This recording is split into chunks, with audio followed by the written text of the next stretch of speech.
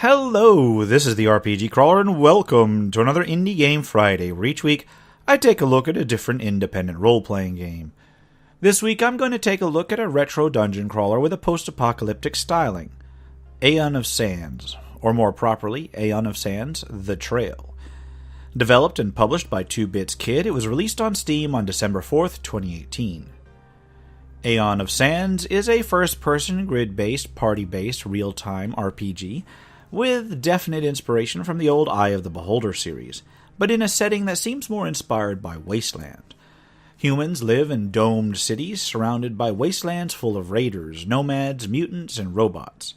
And yet there is a second sun, so it's not Earth, and the existence of magic, which tends to add some stranger elements, is a actual present force. In terms of plot, you are a clerk named Citrani, in the employ of one of the domed tree cities that still support human life.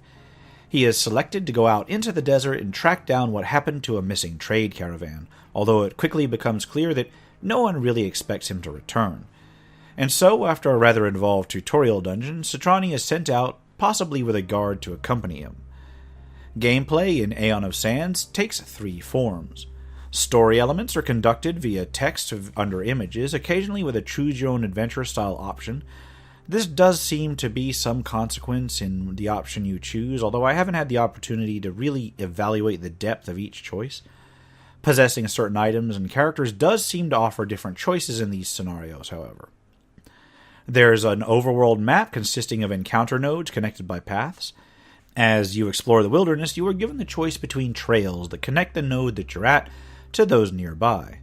Some consist of encounters that take the choose-your-own-adventure style approach, and some either directly lead to dungeon maps or to encounters that then may lead to dungeon maps. The most involved gameplay elements are those dungeon maps. These operate similarly to the old Eye of the Beholder games. Enemies advance around a map step by step, and you may explore it with grid-based movement. You can examine your environment by right-clicking, interact with switches and other interactables by left-clicking them, drag items to your inventory, or drag items out of your inventory to throw them. Each character can wield two items, and during a fight you may attack with those items by right-clicking on them or pressing a number key. 1 or 2 attacks with the first character's weapons, 3 or 4 the next character's weapons, etc. Like the games that inspired it, once you swing with a weapon, that weapon is grayed out until a certain cooldown period has elapsed. Also, like the games that inspired it, you can sometimes map dance to attack an enemy and then move out of the way before they can counterattack. If you take enough damage to be reduced to 0, the main character is knocked out, while additional characters simply die and are removed from the party. So it can sometimes be worthwhile to keep your main character in the first slot to absorb blows, even if another character is actually a better combatant. If the main character is reduced to 0 with no other party members, he can die as well. Characters can equip a number of items: armor, boots, one ring, a necklace, a cloak, a headpiece, a weapon, and a shield item. The shield item can actually be a shield or certain light weapons that are equipable in that slot, or even activators that are used to produce magical effects. Each character has a tribe they belong to and a class, but also a mana class, which can be changed by extracting different types of magic from different reagents. A character may only use activators for magic that they are already aligned to, but fortunately you can change it by simply aligning with a different reagent. Characters also have hit points that tell how close to death they are, stamina that goes down as they use attacks or spells, and mana, which is actually sort of a reverse contaminant.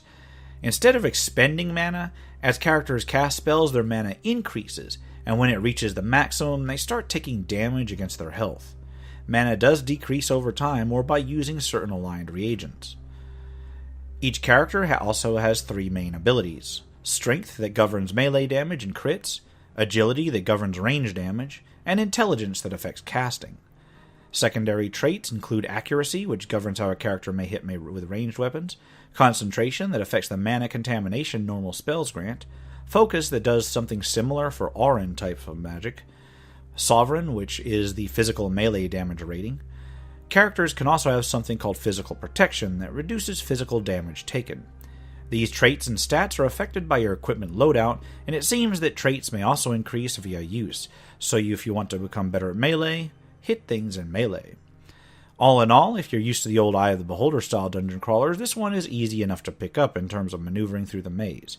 There is a mini-map that can be enlarged to a full-screen map, and while certain things like walls or doors are automatically marked, you can also drag a number of different icons onto the map to mark the location of other objects.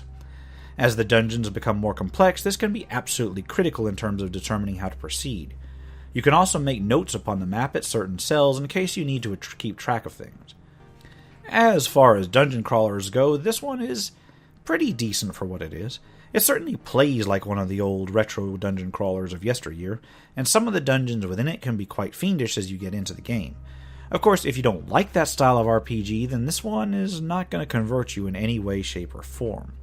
In terms of graphics, it uses a retro art style that could easily have been done during the 90s, but is well done enough to really suit the game. The interface and general look can be a little bit drab, but it suits the wasteland style setting to a T. The music is decent, but not really all that outstanding. It's mostly modern style atmospheric tracks. The interface is just a tad clunky, but it's easy enough to adapt to over time. The writing attempts to be humorous, but like many things that attempt to be humorous for humor's sake, I honestly think it misses more than it hits, but your mileage may vary. Despite being a pretty nice example of old school dungeon crawler styles, there are a few issues to be mentioned. First is that the game is apparently relatively short. Several hours long at least, but not the 40-hour stretch that some RPGs are. Further, the interesting choose-your-own-adventure style encounters can give way to simple dungeon crawling as time goes by, becoming fewer and further between. I also have to point out that the brutal nature of the setting and the fact that once a character dies, they're dead, can make play feel like a contest of attrition, unless you manage your resources very carefully. That having been said, if old-school dungeon crawlers are your thing, as well as post-apocalyptic wasteland-style settings, then Aeon of Sands may catch your interest. I'd have to recommend looking out for a sale on this one, though, unless you're really into that sort of thing. The different consequences for choices may add some replay value, but I'm not sure how much. And I will leave it at that. I'll put a link to where you can get it in the description below.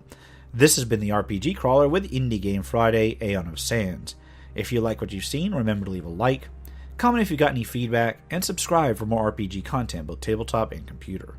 If you're feeling particularly generous, I do have a Patreon at patreon.com/rpgcrawler that goes towards supporting this content and reviews like this. Until next time, take care and goodbye.